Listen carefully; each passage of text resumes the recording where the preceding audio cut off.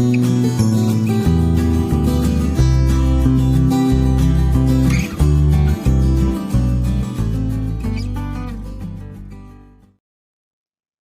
semuanya, kembali lagi bersama saya di video pembelajaran geografi.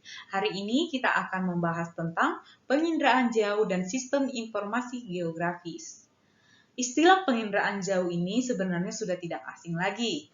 Di era modern sekarang ini, penginderaan jauh banyak memberikan peran dalam kehidupan kita sehari-hari.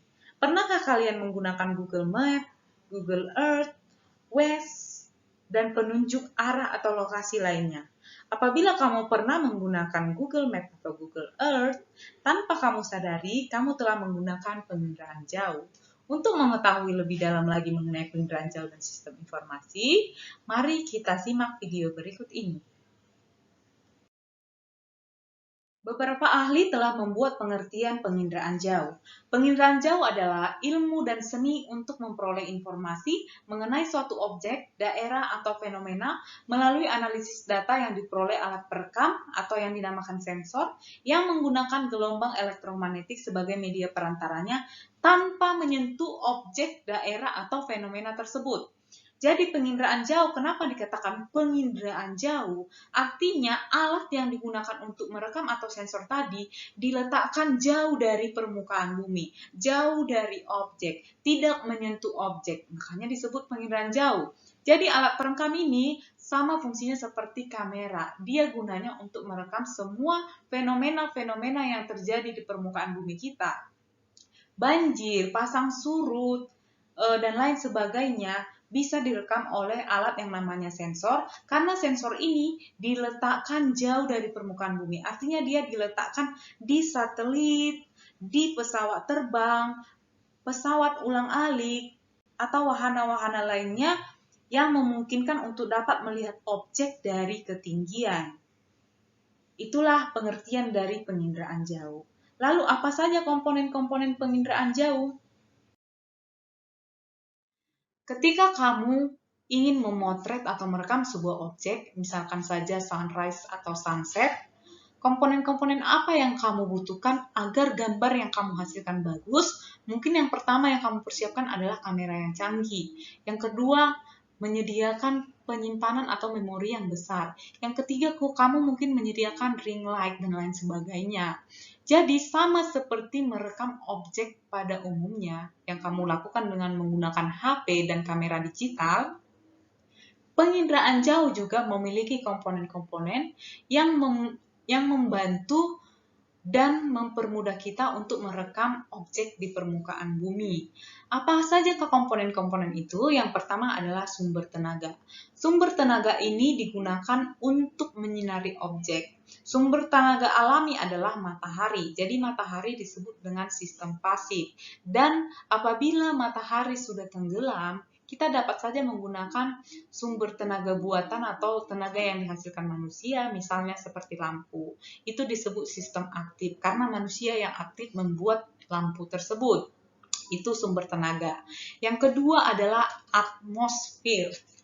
Jadi, atmosfer adalah komponen yang dapat membatasi spektrum elektromagnetik yang berasal dari sensor untuk mencapai permukaan bumi. Jadi tidak semua sumber tenaga yang dipancarkan dapat sampai ke permukaan bumi. Jadi atmosfer ini sangat mempengaruhi proses perekaman dalam penginderaan jauh. Jadi ketika spektrum elektromagnetik dapat mencapai objek di permukaan bumi, itu disebut dengan jendela atmosfer. Sedangkan apabila spektrum elektromagnetik tidak sampai ke permukaan bumi, itu disebut dengan hamburan. Jadi, atmosfer sangat mempengaruhi cahaya spektrum elektromagnetik sampai atau tidak ke permukaan bumi. Jadi, apabila atmosfer kita tebal, mungkin spektrum elektromagnetik yang berasal dari sensor tidak akan sampai ke permukaan bumi, malah akan dihamburkan oleh yang namanya atmosfer. gitu ya. Kemudian ada juga perolehan data. Untuk memperoleh data dapat dilakukan dengan cara manual, yaitu dengan cara menginterpretasi foto udara atau citra. Jadi, hasil dari perekaman kamera atau HP itu kan namanya foto. Kalau hasil perekaman penginderaan jauh, itu dinamakan foto udara atau citra. Mengapa foto udara? Karena dia diambil dari jarak jauh atau dari atmosfer atau udara. Kemudian objek. Setiap objek yang di permukaan bumi memiliki karakteristik tersendiri dalam memancarkan atau mengantulkan tenaga sensor. Perekaman objek oleh sensor dilakukan dengan cara melacak atau tracing karakteristik gelombang yang tergambar pada citra. Objek yang banyak memantulkan atau memancarkan gelombang pada citra akan terlihat lebih gelap, dan objek yang memantulkan gelombang sedikit akan terlihat lebih cerah. Contohnya saja adalah air yang jernih lebih banyak memantulkan cahaya dan sedikit menyerap cahaya. Sehingga pada citra nanti air ini akan terlihat gelap. Begitu pula sebaliknya, air yang keruh lebih banyak menyerap cahaya dan sedikit memantulkan cahaya. Sehingga pada citra, pada hasil foto yang sudah direkam apabila sudah dicetak atau di-print menggunakan sistem informasi geografis, air yang keruh itu akan terlihat cerah, sedangkan air yang jernih malah kelihatan gelap. Jadi terbalik. Oke, itu diingat. Kemudian ada yang namanya sensor. Sensor tadi adalah alat yang digunakan untuk merekam objek yang ada di permukaan bumi. Kemudian pengguna data. Ya, pengguna data sangat penting dalam menentukan keberhasilan analisis objek di permukaan bumi. Jadi ketika bumi kita ini direkam, hasil citranya atau fotonya yang sudah dicetak akan berbeda dengan aslinya. Maka di sini kitalah yang akan berpikir untuk menganalisis objek itu apa. Apakah dia rumah, apakah rumput, apakah pohon, apakah sungai, dan lain sebagainya. Itulah komponen-komponen yang digunakan dalam penginderaan jauh. Kegiatan penginderaan jauh yang sudah dilakukan memberikan produk berupa gambar yang disebut dengan citra. Jadi citra adalah gambaran rekaman suatu objek. Citra dibagi menjadi dua, yaitu citra foto dan citra non-foto. Mari kita bahas satu persatu. Citra foto dibagi lagi menjadi beberapa bagian. Yang pertama ada citra foto berdasarkan spektrum elektromagnetik yang digunakan. Citra foto berdasarkan spektrum elektromagnetiknya terdiri atas 4, yaitu foto pankromatik, ortokromatik, inframerah, dan ultraungu. Foto pankromatik merupakan foto yang dicetak dengan menggunakan spektrum cahaya tampak, sehingga kepekaan dalam menangkap objek akan sama dengan kepekaan mata manusia. Foto pankromatik dapat dibedakan menjadi dua macam, yaitu pankromatik hitam putih dan foto inframerah. Foto pankromatik hitam putih akan menghasilkan warna objek yang sama seperti warna aslinya. Biasanya digunakan untuk memantau lalu lintas, sumber kebakaran hutan atau titik-titik api, perencanaan kota, dan lain sebagainya. Sedangkan foto inframerah sering disebut dengan foto berwarna semu. Foto inframerah ini biasanya digunakan dalam dunia militer, pertanian atau perkebunan, dan untuk membedakan mana tumbuhan yang sehat dan mana tumbuhan yang sakit. Kemudian foto ortokromatik. Foto ortokromatik merupakan foto yang dicetak dengan menggunakan spektrum gelombang tampak, warna biru hingga warna hijau. Jadi foto ortokromatik ini banyak sekali objek yang bisa nampak jelas dengan menggunakan foto ortokromatik. Foto ini sangat cocok untuk mempelajari daerah pantai. Kemudian ada foto ultraungu atau ultraviolet. Foto ultraviolet ini merupakan foto yang dicetak dengan menggunakan spektrum gelombang ultraungu dengan panjang gelombang 0,29 mikrometer. Foto ini menghasilkan warna yang sangat kontras sehingga cocok untuk membedakan antara dua zat, misalnya untuk melihat tumpahan minyak di laut, mengetahui jaringan jalan aspal, dan lain sebagainya. Lalu yang kedua ada citra foto berdasarkan sumbu kamera. Citra foto berdasarkan sumbu kamera dibagi menjadi dua, yaitu foto vertikal atau tegak dan foto condong. Foto tegak merupakan foto yang diambil tegak lurus terhadap permukaan bumi atau sekitar 0-10 derajat. Sedangkan foto miring merupakan foto yang diambil minimal 10 derajat terhadap permukaan bumi. Nah, foto condong ini juga dibedakan menjadi dua macam, yaitu foto agak condong dan foto sangat condong. Selanjutnya ada citra foto berdasarkan sudut lipatan kamera. Terdiri dari sudut kecil, sudut normal, sudut lebar, dan sudut sangat lebar. Untuk penjelasannya, kamu bisa lihat tabel berikut ini. Selain citra foto, ada juga citra non-foto. Citra non-foto dihasilkan dengan sensor yang bukan kamera. Citra non-foto dapat dibedakan berdasarkan spektrum elektromagnetik, sumber sensor, dan warna yang digunakan. Berdasarkan spektrum elektromagnetiknya, citra non-foto dapat dibedakan menjadi dua, yaitu citra inframerah termal, yaitu citra yang dibuat dengan keunggulan, diantaranya pengumpulan data dapat dilakukan pada siang dan malam hari, serta dapat merekam wujud tak nampak oleh mata manusia, sehingga menjadi gambaran yang cukup jelas. Kemudian ada citra radar. Citra radar dan citra gelombang mikro adalah citra yang dapat dibuat dengan spektrum gelombang mikro. Penginderaan jauh yang menggunakan tenaga elektromagnetik pada gelombang mikro dapat dibedakan menjadi dua sistem, yaitu sistem pasif dengan menggunakan gelombang mikro alamiah dan sistem aktif yang disebut dengan sistem radar. Keunggulan citra ini antara lain dapat beroperasi pada siang dan malam hari dan dapat menembus awan bahkan hujan. Kemudian ada juga citra non-foto berdasarkan sensor yang digunakan. Berdasarkan sensor yang digunakan dibagi lagi menjadi dua, yaitu citra tunggal dan citra multispektral. Citra tunggal adalah citra yang dibuat dengan sensornya tunggal atau alat perekamannya satu.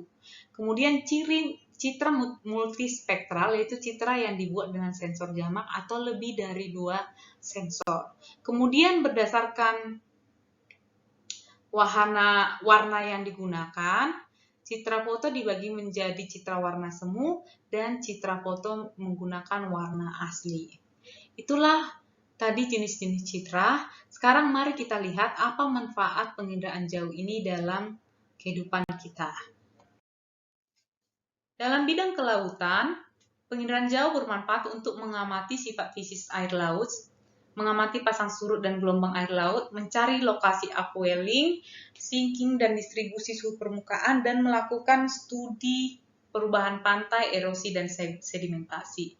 Biasanya citra yang digunakan adalah Landsat, Spot, Seasat, MOS, dan lain sebagainya. Kemudian, manfaat penginderaan jauh di bidang kehutanan adalah untuk membantu dalam penyediaan data dan informasi dalam rangka monitoring perubahan temperatur secara kontinu dengan aspek geografis yang cukup memadai sehingga implementasi di lapangan dapat dilakukan dengan sangat mudah dan cepat. Selanjutnya, manfaat penginderaan jauh di bidang pemetaan. Salah satu contoh pemanfaatan teknologi penginderaan jauh untuk kegiatan di bidang pemetaan adalah untuk pemetaan daerah rawan banjir. Kemudian manfaat penginderaan jauh dalam bidang meteorologi dan klimatologi. Yang pertama, melakukan perekaman terhadap pola awan, mengamati iklim, membantu menganalisis cuaca, mengamati sistem pola angin dan permukaan angin, dan melakukan pemodelan meteorologi dan data klimatologi. Selanjutnya, manfaat penginderaan jauh di bidang penggunaan lahan. Yang pertama, untuk menentukan arahan penggunaan lahan, pemetaan penggunaan lahan, inventaris perubahan penggunaan lahan, pemantauan kerusakan lingkungan, dan perencanaan pengembangan wilayah. Kemudian, manfaat penginderaan jauh di bidang ilmu bumi dan lingkungan. Yang pertama, melakukan pemetaan permukaan, menentukan struktur geologi dan batuan, melakukan pemantauan daerah bencana, pemantauan aktivitas gunung berapi, pemantauan persebaran debu vulkanik. Keempat, melakukan pemantauan distribusi sumber daya alam. Kelima, melakukan pemantauan pencemaran air laut dan lapisan minyak di laut, serta melakukan pemantauan pencemaran udara dan pencemaran laut. Selanjutnya kita akan membahas tentang interpretasi citra. Saat seseorang mengambil foto atau gambar dari sebuah objek, tentu ada tujuannya. Tujuannya mungkin dia ingin menikmati foto itu, ingin memajangnya di kamarnya, dan lain sebagainya. Atau bisa juga dia mengambil potret sebagai dokumentasi yang digunakan untuk penelitian, untuk mengolah data, dan lain sebagainya. Sama seperti penginderaan jauh, hasil dari pemotretan atau perekaman dari sensor dinamakan citra. Sebelum citra kita gunakan, kita harus interpretasi terlebih dahulu, atau kita harus membaca dulu foto atau citra yang sudah kita rekam. Interpretasi citra adalah upaya pengenalan identitas atau ciri-ciri suatu objek atau gejala yang tergambar pada citra. Interpretasi citra ini dilakukan untuk mengenali objek yang tergambar pada citra dan menerjemahkannya ke dalam disiplin ilmu tertentu atau untuk penggunaan tertentu pula. Kalau kamera digital atau handphone ketika kamu foto akan sesuai dengan objek aslinya. Tetapi pada perekaman sensor, karena cakupannya sangat luas, mencakup bumi, satu bola bumi, maka hasil dari perekaman ini, gambarnya ada yang sesuai dengan warna asli dari objek, ada juga yang tidak sesuai dengan warna objek. Makanya jenis-jenis citra foto itu berbagai macam. Tujuan interpretasi citra adalah untuk mengenali dan menganalisis objek yang terdapat pada foto udara atau citra. Prinsip dasar interpretasi citra didasarkan pada karakteristik dari citra itu sendiri. Karakteristik objek yang terekam pada citra dan digunakan untuk mengenali objek disebut unsur-unsur interpretasi citra. Jadi untuk memudahkan kita mengenali objek yang direkam di dalam sebuah sensor, maka kita akan menggunakan 9 unsur, yaitu rona atau warna, ukuran, bentuk, tekstur, pola, bayangan, situs, asosiasi, serta konvergensi bukti. Mari kita bahas satu persatu. Di sini kamu sudah melihat gambar. Gambar-gambar ini adalah citra atau hasil perekaman atau foto. Jadi, untuk mengenali objek ini, misalnya kamu bisa melihat yang berwarna hijau mungkin vegetasi atau pohon. Yang berwarna gelap, warna biru tua itu mungkin air. Air laut yang dalam. Yang warnanya biru muda mungkin air laut dangkal. Yang warnanya coklat mungkin tanah. Seperti itulah cara menginterpretasi citra. Pertama kita bisa melihat melalui warnanya. Rona adalah tingkat kecerahan atau kegelapan suatu objek pada citra. Sedangkan warna adalah wujud yang tampak oleh mata dengan menggunakan spektrum sempit.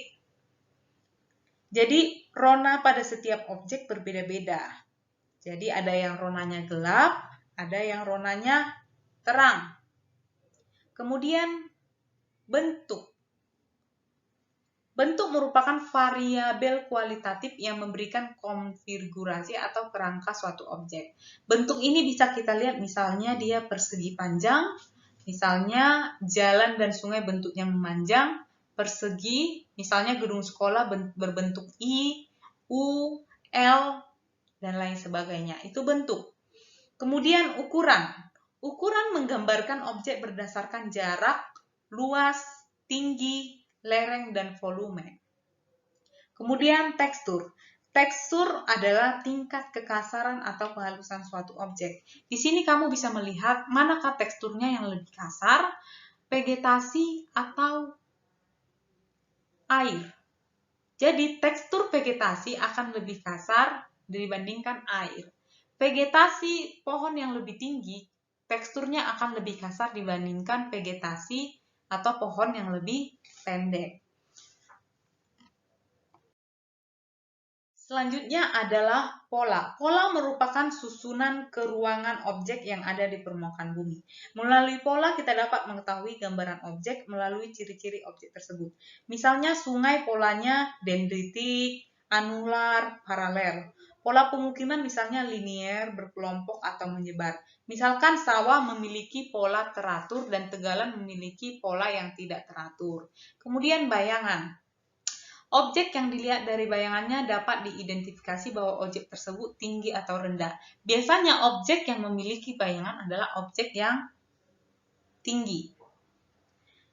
Kemudian situs. Situs merupakan letak suatu objek terhadap objek lainnya. Misalnya, situs tanaman teh terletak pada tanah yang miring. Karena teh lebih cocok hidup di daerah dingin. Kemudian selanjutnya asosiasi. Asosiasi adalah keterkaitan antara objek yang satu dengan objek lainnya.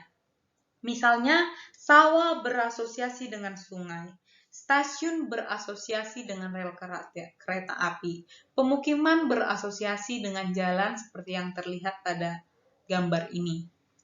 Kemudian selain asosiasi ada satu lagi yaitu konvergensi bukti. Konvergensi bukti ini adalah untuk memperoleh data dan informasi yang akurat dalam interpretasi citra. Jadi dianjurkan di sini kita untuk menggunakan satu unsur interpretasi saja. Konvergensi bukti ini dimaksudkan untuk memperoleh informasi secara rinci dengan menggunakan unsur-unsur interpretasi citra sebanyak-banyaknya. Di sini kita mengumpulkan bukti-bukti bahwa benar itu sawah, benar itu pohon, benar itu air, dan lain sebagainya. Selanjutnya kita akan membahas tentang sistem informasi geografis. Hasil dari penginderaan jauh akan diolah dengan menggunakan sistem informasi geografis. Jadi, data yang diolah pada sistem informasi geografis merupakan data spasial atau data geospasial. Jadi, sistem informasi geografis ini memiliki kemampuan untuk mengaitkan berbagai data dan menyajikannya dalam bentuk peta. Jadi Google Map, Google Earth, Waze, dan aplikasi-aplikasi lainnya sebagai penunjuk arah dan tempat itu merupakan hasil pengolahan dari sistem informasi geografis ini. Jadi sistem informasi geografis merupakan sistem yang berfungsi mengumpulkan, mengatur, mengelola, menyimpan, dan menyajikan segala jenis data geografi suatu wilayah dalam bentuk peta. Jadi, sistem informasi geografis juga memiliki komponen-komponen. Sama seperti kamu menggunakan perangkat komputermu juga terdiri dari perangkat keras dan perangkat lunak. Begitu juga sistem informasi geografis. Ada masukan data, penyimpanan data, manipulasi dan analisis data, dan keluaran data. Jadi, komponen-komponen dari sistem informasi geografis adalah perangkat keras komputer dan perangkat lunak komputer. Perangkat keras berupa komputer dengan prosesor, memori, video grafik yang tinggi, serta hard disk sebagai penyimpanan data yang besar. Perangkat keras ini menentukan keandalan dalam mengolah, menyimpan, menganalisis, dan sebagainya. Sedangkan perangkat lunak merupakan program-programnya, program-program komputer yang berguna untuk memproses data. Perangkat lunak meliputi sistem operasi, aplikasi pendukung. Berarti perangkat lunak ini adalah aplikasi-aplikasi yang digunakan atau yang diinstal di dalam komputer kalian untuk mengolah semua data yang diperoleh dari perekaman penginderaan jauh. Biasanya dalam pemetaan, aplikasi yang kita gunakan adalah ArcGIS, ArcGIS, AirMapper, MapInfo, QuantumGIS, dan lain sebagainya. Sistem informasi geografis juga digunakan dalam bidang sumber daya alam, bidang perencanaan ruang, bidang kependudukan, dan lain sebagainya. Jadi pemanfaatannya adalah berupa peta yang sudah dianalisis dalam sistem informasi geografis, kemudian dimanfaatkan manusia untuk menganalisis sebuah data. Jadi melalui sistem informasi geografis yang datanya berupa peta, kita bisa manfaatkan juga dalam bidang pendidikan dan militer. Misalnya untuk menentukan lokasi sekolah. Apabila ingin mendirikan sekolah, kita juga harus mencari di mana titik yang cocok untuk mendirikan sebuah sekolah agar sekolah itu berkembang. dan bisa juga digunakan untuk analisis rute-rute perjalanan logistik dan peralatan perang dengan melihat data-data yang sudah dibuat oleh sistem informasi geografis dengan bentuk peta. Demikianlah pembahasan mengenai penginderaan jauh, interpretasi, dan sistem informasi geografis. Silakan kalian mengerjakan post-test berikut ini.